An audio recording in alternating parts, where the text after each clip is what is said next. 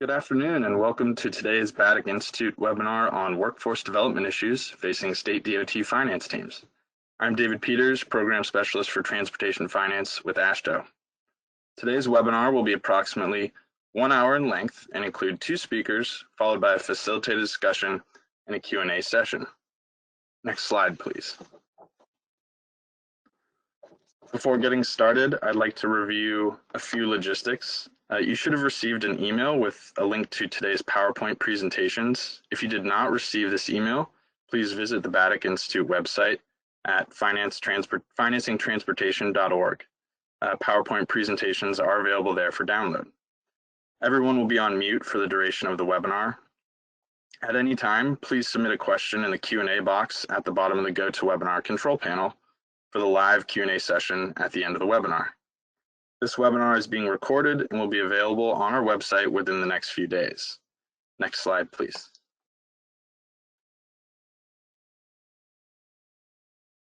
As background, the BATIC Institute is an educational center that helps state DOTs and their local agency partners analyze, understand, and use project finance techniques to advance transportation projects within their state.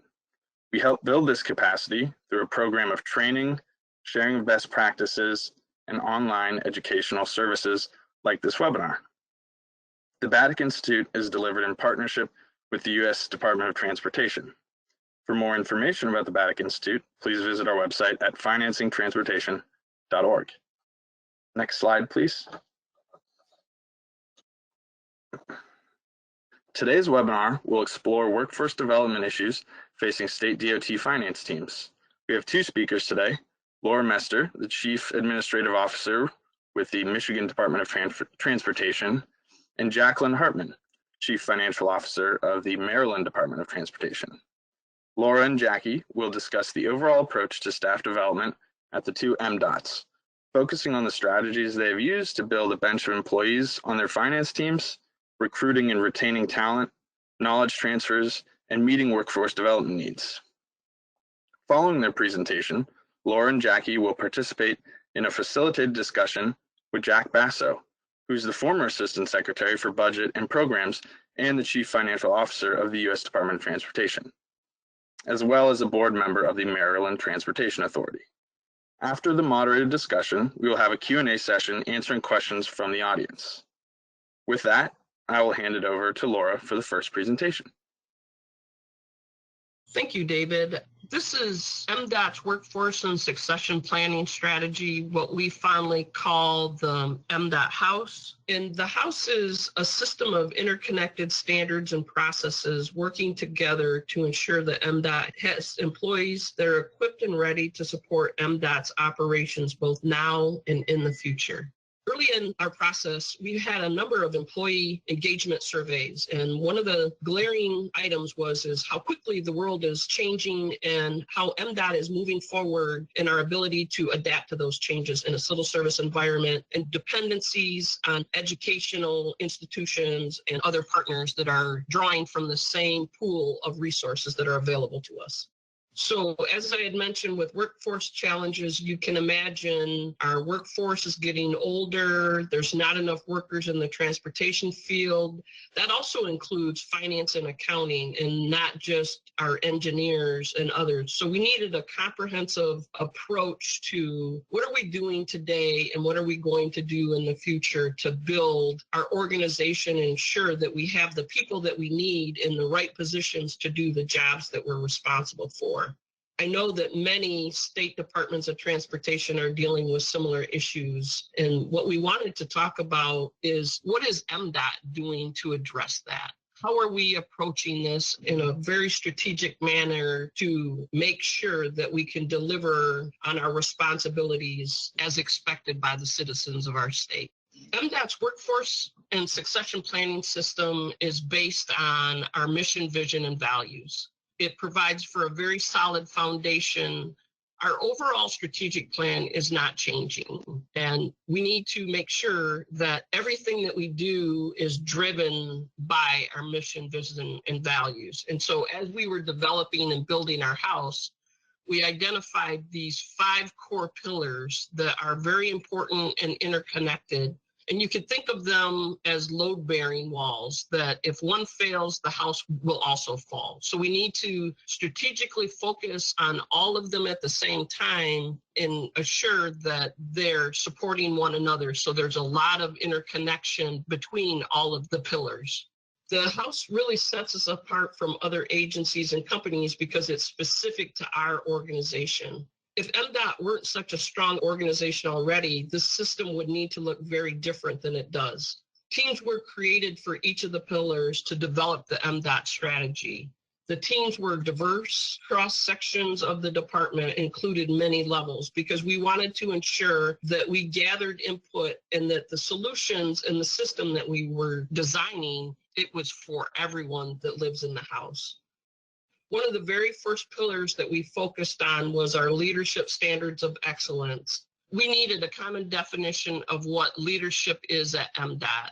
And LSE is the basis for many of the pillars of our house. And as I had mentioned before, there's a lot of interconnection between all of the pillars, but we believe that this one was one of the most critical, and how we approach defining what was needed from our future leaders so that they would understand throughout the department what they should work towards, and anyone in any position can lead from where they are. But these standards are for everyone, not just for those that had a specific title.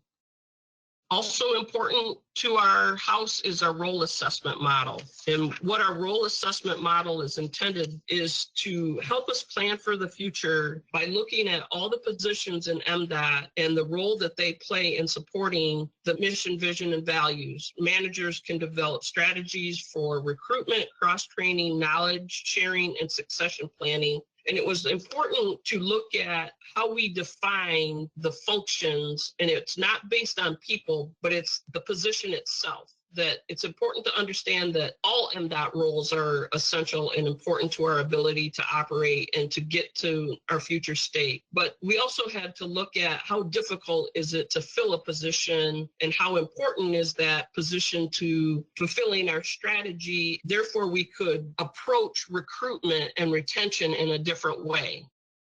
One of the pillars was our talent review process, which is really different than anything that we had ever done before, in looking at what are opportunities for our leaders to collectively identify ways to strengthen and develop our workforce. And it focused on, again, from the employee engagement survey, is that we have the engineers of our department versus the non-engineers of our department, and the thought that people were treated differently or had different opportunities.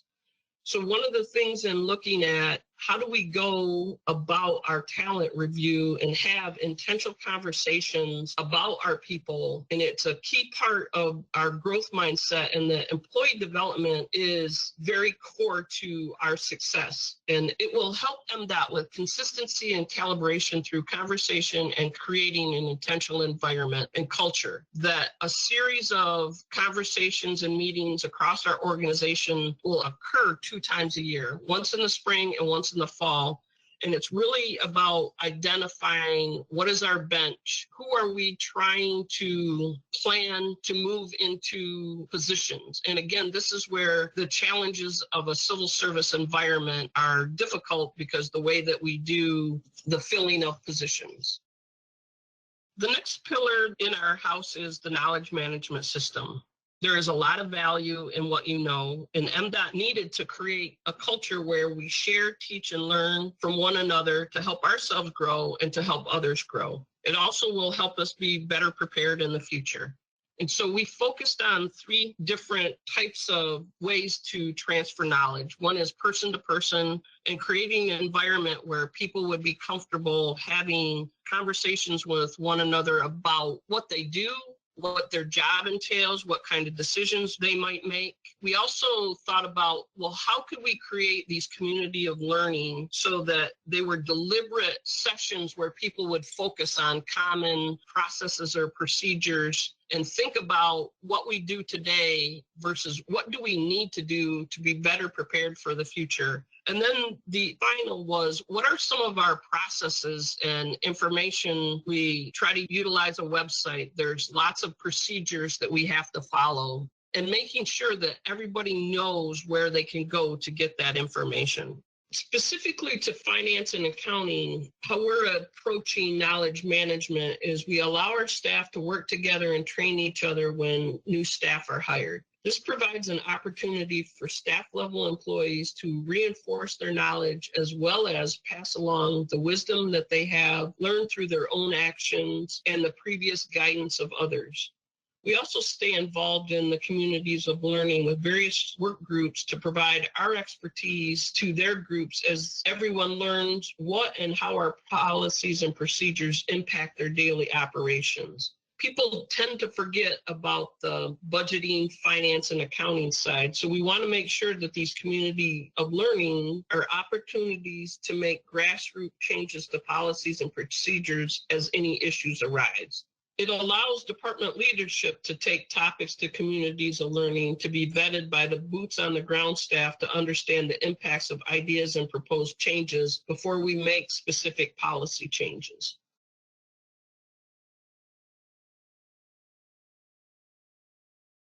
And finally, the last pillar is our employee life cycle.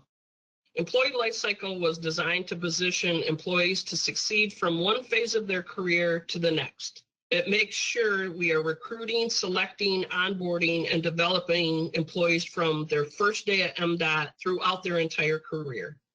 And we thought that this was very important to recognize and discuss with all of our managers and supervisors, as well as the employees, that because people transition from one position to another, we shouldn't make assumptions about their careers. We need to talk to people about where do they see themselves in 5 years? What are the things that they need and the tools that they need to do their jobs, to effectively do their jobs, and looking at different training opportunities. And so we were very focused on ensuring that we gathered input from all of our different teams as we went about putting our strategy together. And as you can see, it's a continuous motion of activities, and regardless of where you sit in the department, it's focused on each individual and what those needs and what we can do to help people grow and have a valuable career here at MDOT. Our recruitment and selection process specific to finances, we have now started to attend job fairs and recruiting events at colleges in the state. We have not done that in the past, but we recognize the need to do that. So we have sent some of our rising stars to talk about the opportunities and exciting things they learn and get exposed to within the Department of Transportation. We want potential employees to see that staff at all stages of their career are involved in the operations of the department. Sending new or younger staff to the career fairs may attract more college-age interest and be less intimidating than sending department leadership that may be harder for college-age candidates to relate to. We want them to see that MDOT recognizes the value they offer and that right out of the gate, they can be involved in setting the course for the future. Also within learning and development, as opportunities arise, we encourage staff to attend many events held by the department, which traditionally would be reserved for leadership positions. We want to expose our staff to the highlights and learning opportunities provided by the department. This has two benefits. It allows staff to be involved from the beginning and learn how they relate to what happens in this large and diverse organization. And it also allows us to take a look at items that we may need to be involved in, but may have been overlooked. What we always say in finance and accounting is we are at the end of the process, but we're one of the key because we have to have a balanced budget and stay within constrained resources. And you can't live without an accountant or a finance person within our organization. We've been working on our house for a couple of years, and what we're seeing is a paradigm shift in the way that people look and how our department is trying to create an environment where it's easier for people to move from one position to another, that we're looking at our recruitment strategy much differently and being more deliberate. really setting the standard for what is expected for everyone who are leading people. We're making sure that our employees understand that there are opportunities for growth and development, that it's a two-way street, that it's not just the employer, but also the employee that has a responsibility to ensure that your career is what you want it to be, and that we all can be the best that we can, and that to focus on knowledge management. This applies to all of us.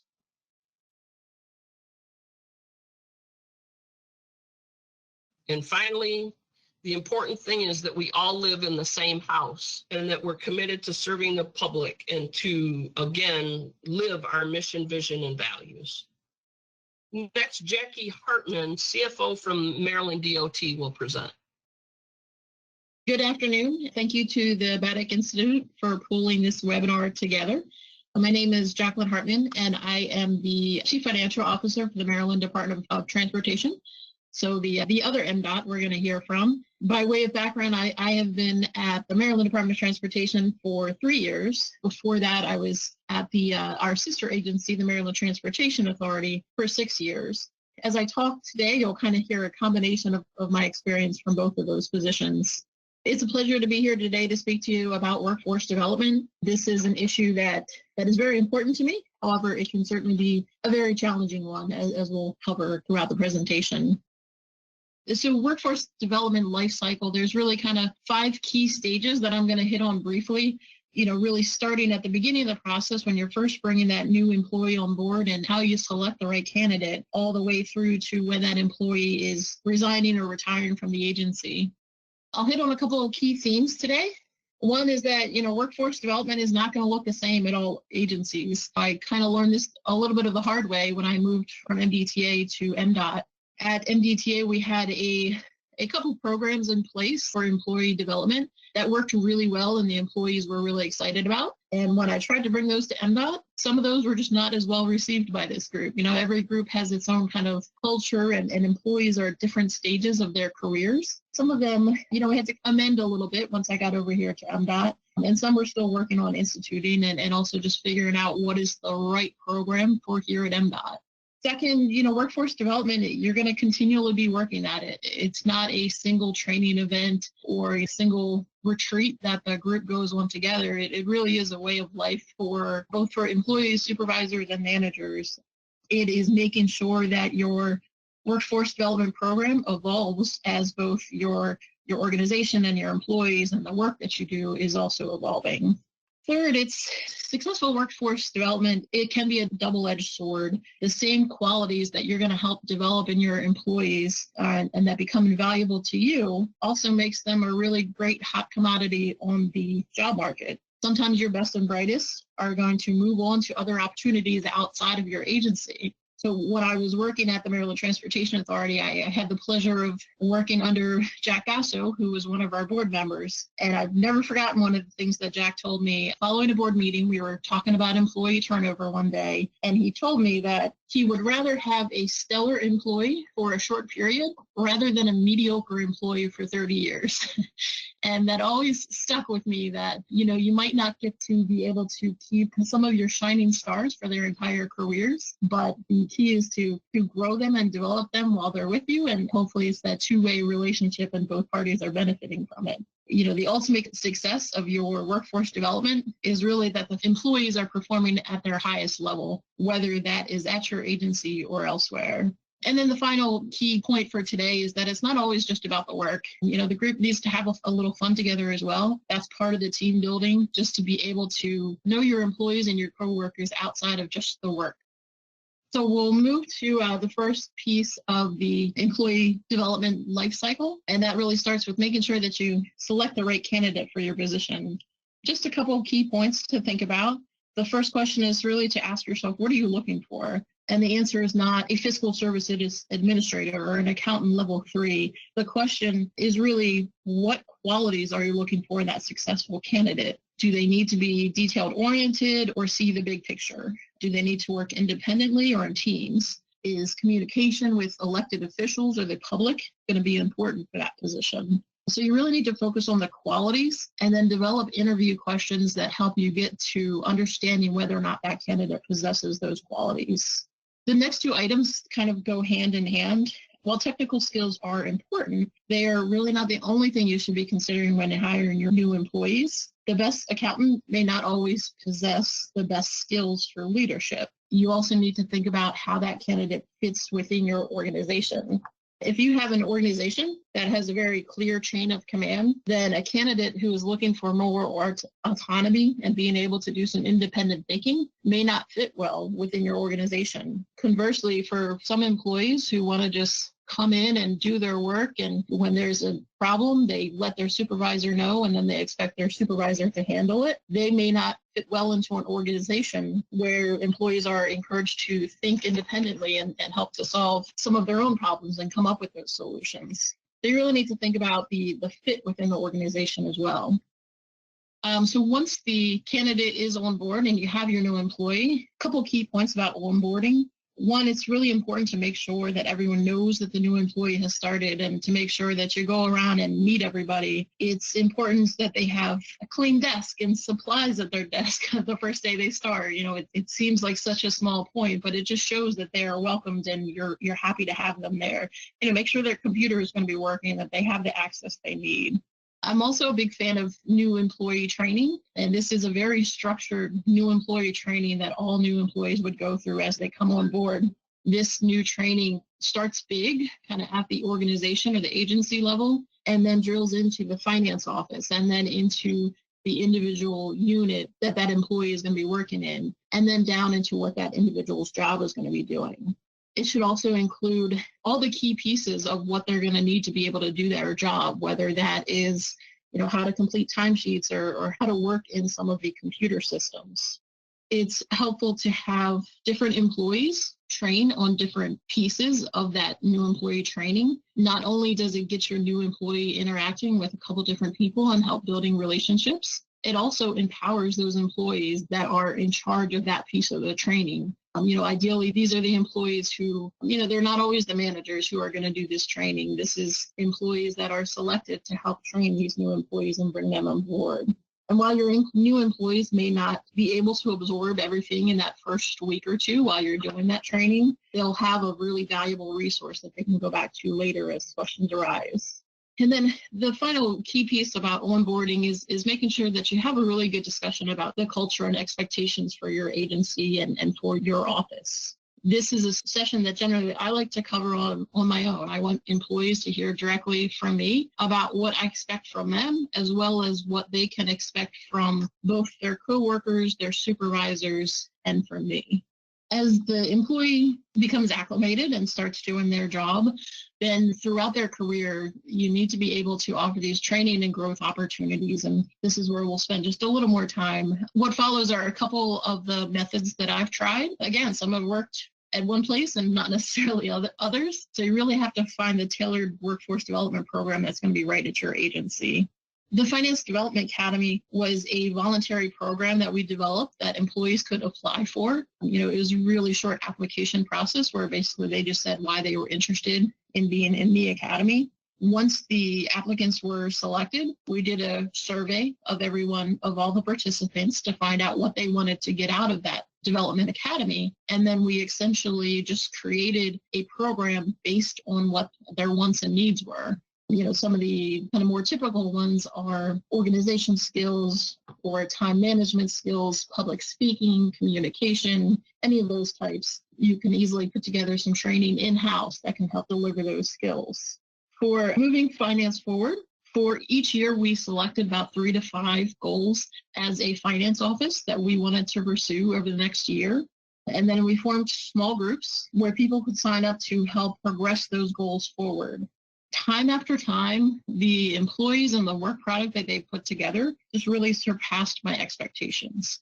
There are times when I would have probably come up with a different solution, but that doesn't mean that theirs wasn't also right, and that sometimes we need to step back and let the employees pursue a solution that is really handcrafted directly from them, rather than kind of from the top down putting that solution into place. It's important for us to kind of guide the overall, making sure that the progress is being made and that we don't head down a path that is completely unreasonable, either, because of political reasons or funding reasons or whatever it may be. But for the most part, really letting the employees dig into the problem and how to solve it. In terms of understanding the agency, big picture here, they need to understand how what they do is important to the agency and how it fits into the agency as a whole and also into the finance office. It gives their work purpose and making sure that they understand what they do is important and how it matters to the overall organization. Group training can be as simple as getting a couple webinars and throwing them up on the screen in a conference room and having everybody to come together, obviously in non-COVID times, but bringing the group together and learning together from a webinar and then having a good discussion afterwards about what key points you took away from that training. The personal development library, we have a wide variety of books that are available for our employees to check out at their leisure and just kind of have that resource available to them. And then the last point is don't guess the outcome. And so you're probably saying, what does that one mean? Don't handpick who you think your best candidates for leadership are going to be. There are going to be people that surprise you, and there's going to be people that disappoint you if you go that way. I really encourage you to make all training available to everybody, as well as any of these opportunities. Make them available to everybody. Let people volunteer for them and see who steps up and who wants to learn new things and really keep moving their career forward. Time after time, I've been surprised and impressed by the people who sometimes I thought maybe just wanted to kind of complete their job day to day and not really move up in the organization, but they certainly had other thoughts and they were willing to pursue learning and training to get them where they needed to be. On the next item, feedback and performance evaluation. This is kind of an easy one to say. We hear it all the time, how much it is important for us to let our employees know how they're doing, whether it's good or bad. They really need to hear from us how things are progressing. It's important for us to sit with our employees and set goals both for the year and for their career to understand from them what their goals are, which may not always be the same as what our goals are. And then finally, employee recognition. Making sure that the actions of our employees are both acknowledged and appreciated, especially when someone really steps up and kind of goes above and beyond the call of duty or does something outside of their normal responsibilities. It's important just to show appreciation for that. So finally, we'll turn to the last stage of the workforce development lifecycle. When your employee is getting ready to leave the workforce, either for retirement or resignation. The first item to hit on is the knowledge transfer. Hopefully, this is occurring throughout the entire employee's career, that they are sharing their knowledge that they've gained over the years with their coworkers or the employees that work under them. If it has not already occurred kind of throughout the career, then we really need to make sure that it is occurring in those last couple of weeks before the employee is moving on to other opportunities. Another point that I always like to do is ask the employee to update their own position description and any procedures that directly impact their job. It's a great way to get those documents updated, and that needs to occur anyway, but also to have it done directly by the employee so that you're getting full benefit of making sure that you're capturing all of their duties. And finally, the exit interviews are always really important just to make sure that you have a good sense of what the employee's thoughts are. Hopefully, you're always keeping on the pulse of the employee's thoughts on the job and on the organization. So you always have a fairly good sense of where they are, but always good to do that check out with them to see if there's anything they're more comfortable sharing and as they're on their way out the door. And that concludes my presentation for today. I appreciate everybody's time, and I'd like to turn this back over to Jack Basso for a moderated discussion. Thank you, Jackie, and good afternoon to both you and Laura, and thank you for your willingness to make these presentations, which I think are very important. It's my job to pose a series of questions, and I'm going to pose the questions starting with Laura and alternating with Jaclyn. And either one of you are free, certainly, to comment on the other's answer if you want to add some additional information. So, Laura, the first question to you is, you mentioned that your current plan has been evolving over the past few years.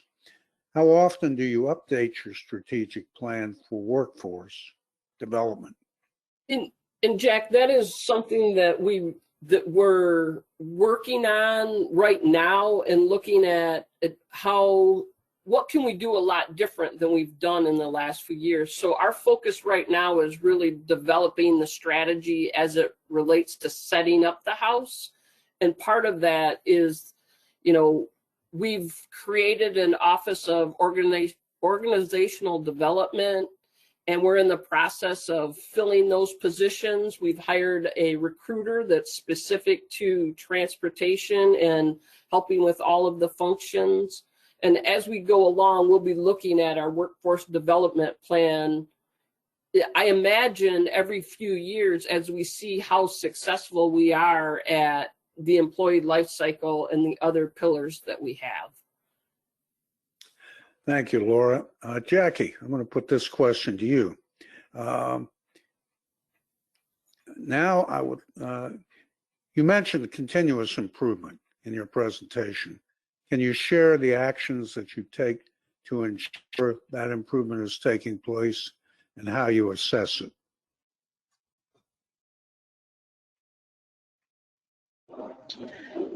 Sure. Thank you, Jack. So, I think one of the really good ways to do that that's a little more formalized is through, whatever type of performance evaluation that you have in place for employees.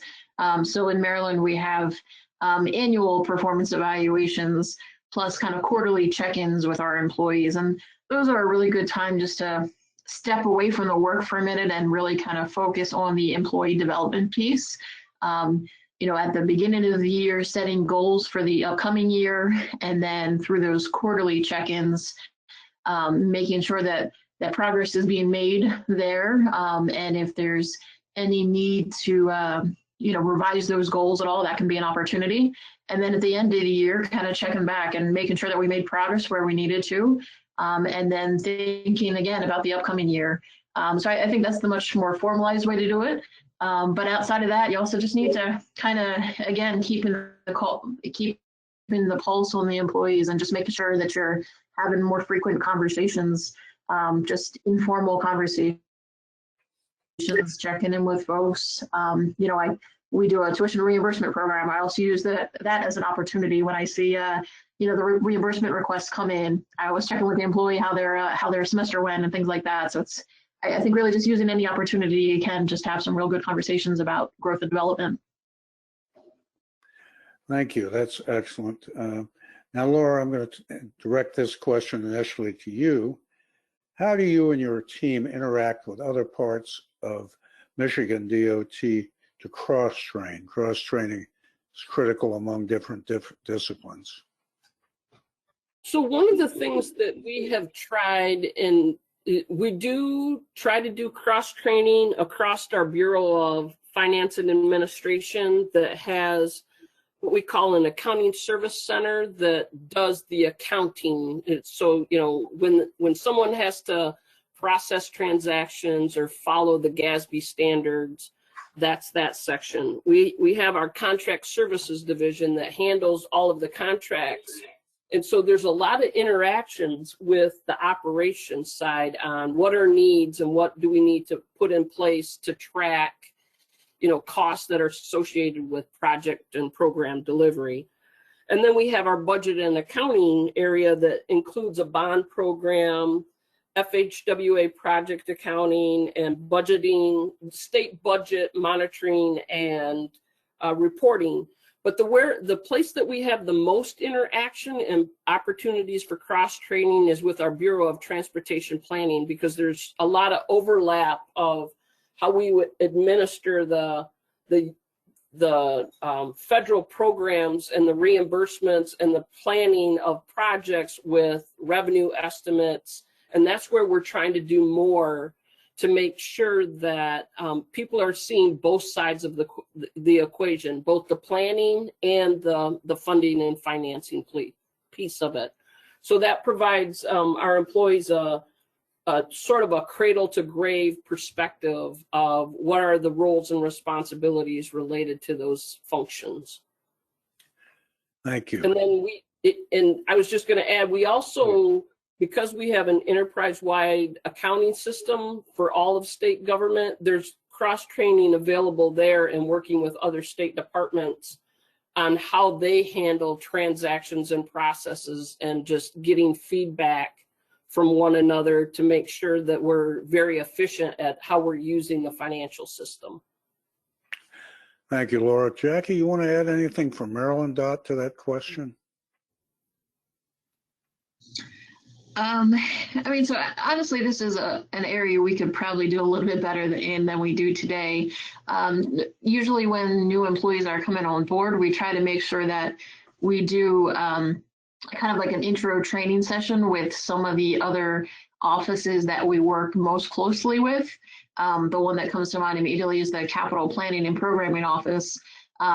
We have them do kind of a 1-hour session with our new employees just to give them the overview of what their office is doing in terms of developing the capital program, because that is so closely tied to the finance office when we're, figuring out how to pay for that and actually paying the invoices and doing the bonds for the program.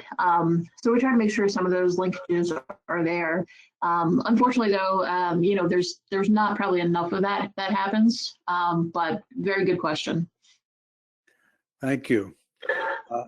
Yeah, please, anyone want to add something? Okay, we'll move along. All right, this question I'm going to pose to both Jackie and Laura. I'm going to start with Jackie. It's an important goal to ensure that employees are working at their highest potential. How do you make that assessment?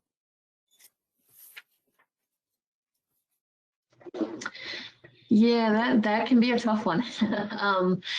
I think sometimes the potential that I see in somebody is not always the potential that they see in themselves. So sometimes it's encouraging that the bright shining light that you see in them that maybe they don't even see themselves. It's trying to encourage and draw that out a little bit. At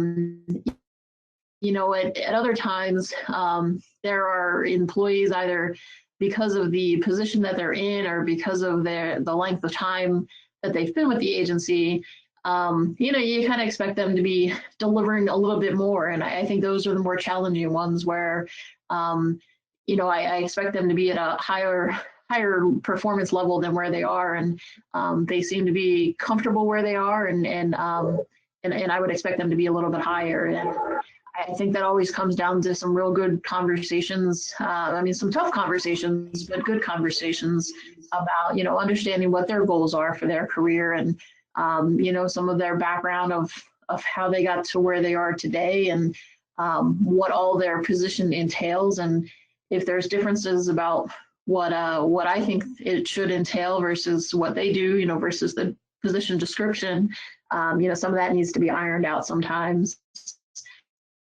But again, it always comes down to a lot of good conversations and really understanding where your employees are, both I think goal wise and career wise as well as ability. It's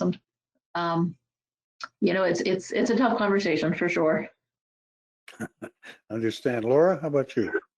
Well, I think Jackie hit a lot of the high points, and some of the things that we're trying to do is, ask them what interests them, and then we really use some of our other metrics and performance of, did we meet our, are we meeting expected deadlines, and how are they contributing to that? And one of the things that we're trying to do more is with our performance management system and asking them how they fit into the rest of the organization and what their functions are doing. But I think Jackie really hit it on the head is, how we define success and what they do, getting into, when you have, is somebody high performing, meeting expectations. And it's like, we all think that people can do more, but is that always what we need for them to do? And then I think the other thing that we try to do is give people more opportunities that are outside of what's listed in the PD, and really encourage them to get to know other parts of the department, to see whether there is an interest there, and then just encourage them to talk to other people outside of their area, because departments of transportation are so diverse in what our responsibilities are. And you might find an accountant that's really a better fit for a program area. They just didn't think that they qualified for it. And so sometimes you just got to provide those opportunities for them to experiment with it and really help them get out of their comfort zone. Thank you. All right, Laura, I'm going to direct this question to you. You mentioned, I believe, in your presentation that you have a continuous talent review process. Can you tell us a little bit about how that works? And do you have a few examples? So this is the second full year of our implementation, and how talent review works is we meet with our leadership team to talk about, what are some of the strengths and weaknesses of our employees, and we ask the question, who can take your position, or who within the entire department, and to think about how we prepare people for the future. And again, it's about making people aware that we have some really strong leaders in operations that perhaps would be really good on the administrative side, and vice versa.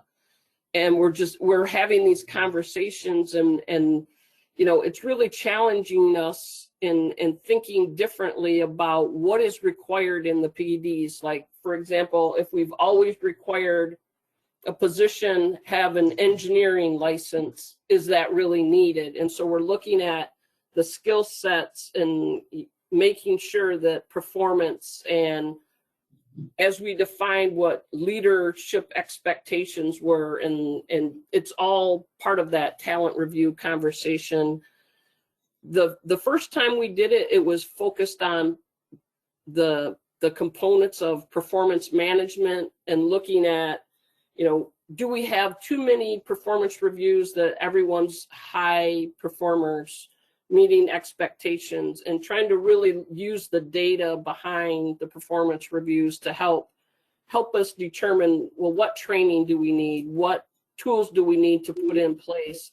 Are people getting the information that they need? And so we're slowly looking at better defining all of the skill sets related to specific positions, and it's going to take us a while to implement this, but we're slowly getting there. And then our next step is to drive it farther down in the department, past our leadership level and our managers and supervisors, so that we're asking them the same questions that we're asking our leadership team is, what are you doing to grow your staff? What skill sets are we trying to develop? Are we doing it consistently across the board? Are some groups getting more opportunities than others? And making sure that that it's a fair and equitable playing field for everyone to have opportunities for job openings within the department. Thank you, Laura. This will be my final question coming up to both of you, because my segment is running out here. The COVID-19 pandemic has presented major new problems.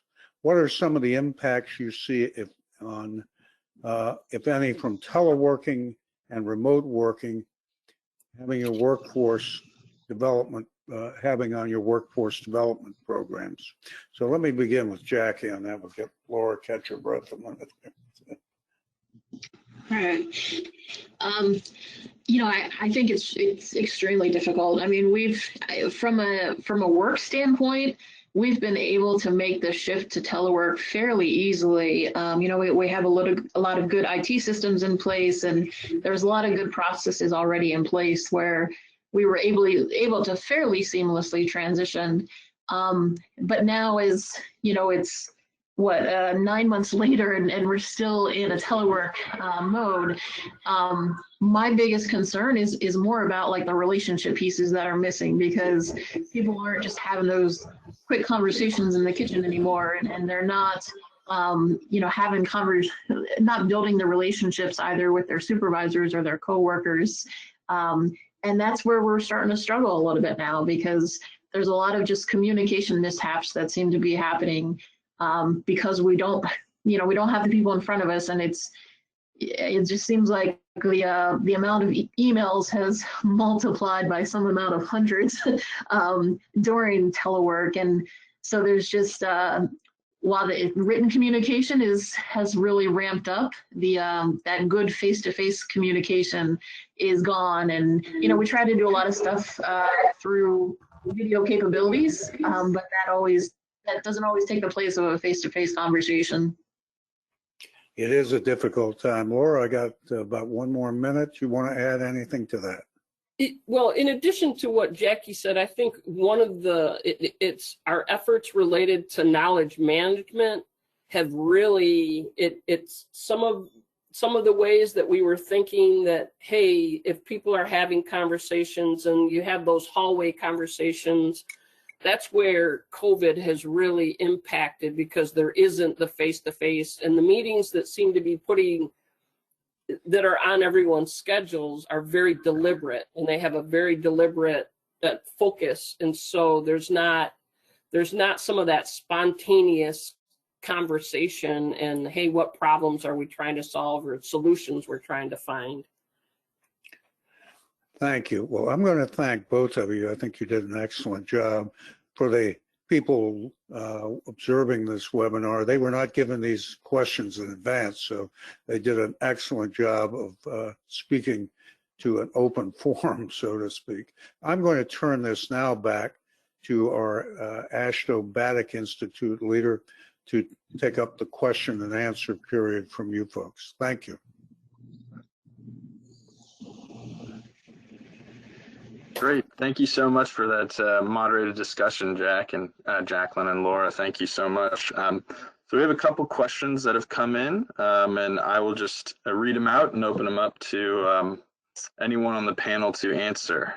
So the first one we have here goes back to, seems like recruiting. So where have new financial hires worked before arriving at the DOT, and where do finance staff leaving the DOT find new employment?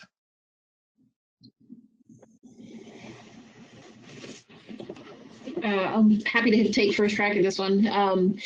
So I think a lot of our new hires that we get at the Maryland DOT are most often coming from other state agencies, or else they're coming from the private accounting world. Like Laura mentioned, we have an accounting system that is the same across all state agencies. So, once they learn some of those, learn the background of the accounting system, they can use that skill at any agency. And, for better or worse, without many pay increases lately due to some tough financial times, people have to hop around between agencies to really get some pay increases. So we've benefited and been hurt by that one as well. I think lately, more often, we've seen that folks from the Maryland DOT are leaving to go off to local government employee or else federal government employment. Apparently, both of them seem to be paying a little bit better than us these days. So usually people stay in the government sector, just not always at the state level. And Jackie, I would say that's the same situation in Michigan. A lot of state employees rotate, and then we're losing people to the locals and to our federal partners.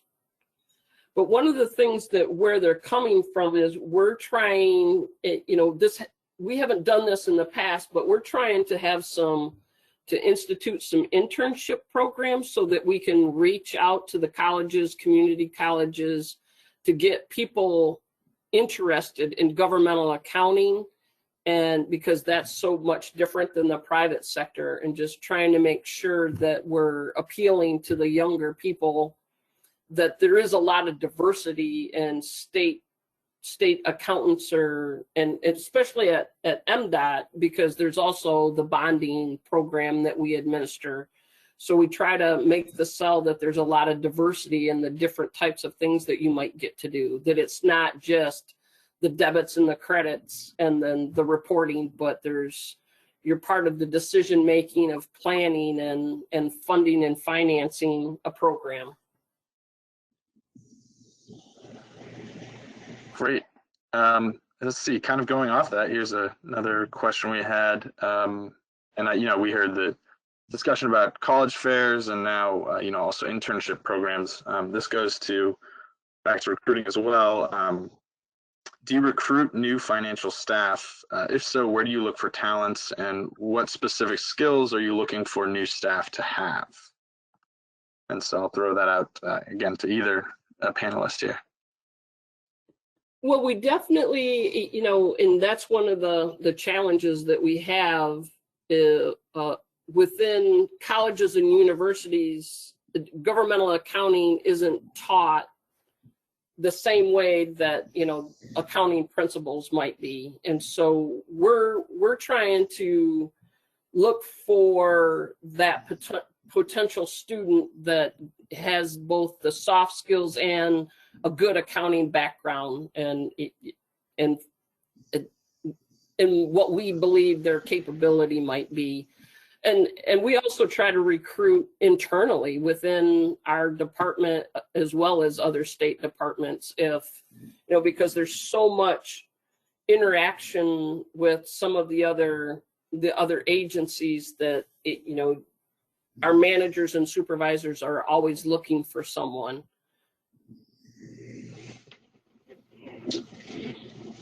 Yeah, and I think, the GFOA, the Government Finance Officers Association, they're a really great resource for the world of government accounting, just in terms of training and also being able to, do some recruitments through them to kind of target the folks that you're looking for.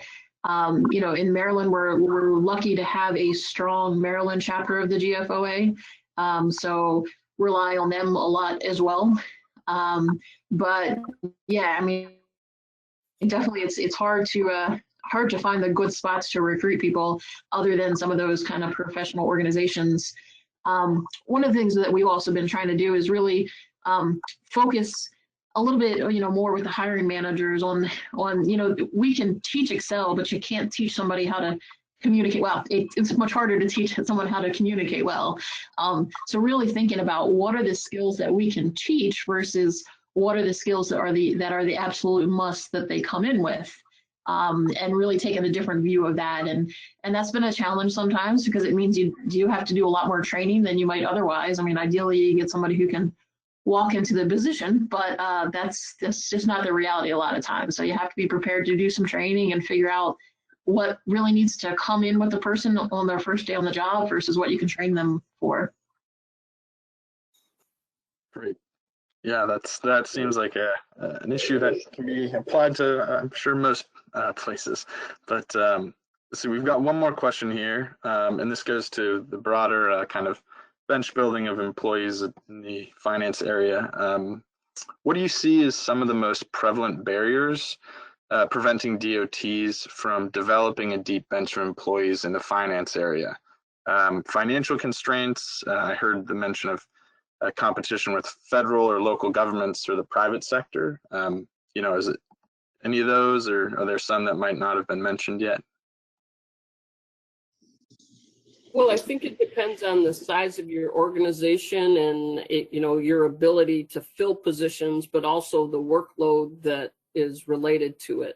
One of our challenges, I believe, is within a civil service environment, we can identify who we think are going to be strong candidates to take the place of someone. But the way that we do our posting of positions and opening it up, it has both a good and a bad. That when somebody is working for us, but they don't interview very well, sometimes we don't always select the person who might be best or next in line, and which is not necessarily a bad thing, but that frustrates and then disengages people from applying for positions. But it's a double-edged sword, you know. Right, and I think you know, as we mentioned, the world of people who know government accounting is certainly smaller than the world of people who know kind of private sector accounting. So that certainly limits your pool. And then both Maryland and Michigan, you know, do their own transportation debt issuances. So you know, again, finding the pool of people who know how to do municipal debt issuances, it's always kind of a fairly limited pool of opportunity that you have, which really makes the training and grooming the in-house folks all the more important, since it's going to be hard to find the skills that you need in somebody outside the organization sometimes. Great. Okay, well, this was those were all the questions we had. And so I think the best thing we'll do is just to thank everyone for attending the webinar today. And I'd really like to give a big shout out to our panelists, Jaclyn, Laura, and Jack, for joining us and for giving us a great discussion today. So thank you for joining. And as a reminder, the webinar slides and the video will be available on the BATIC Institute website by the end of tomorrow. And we will also be posting all responses to today's questions on the BATIC Institute website within the next few days. I'd also like to take just a brief moment to recognize our next webinar coming up on Monday. And it's on project closeout mapping. We're going to be presenting with the Federal Highway Administration. And so I will put that link in the chat for everyone. If they'd like to register, you can do that. And you can also find it on our website listed on the slide here. So thank you all so much for joining today. And I hope you all have a great rest of your Wednesday. Thank you.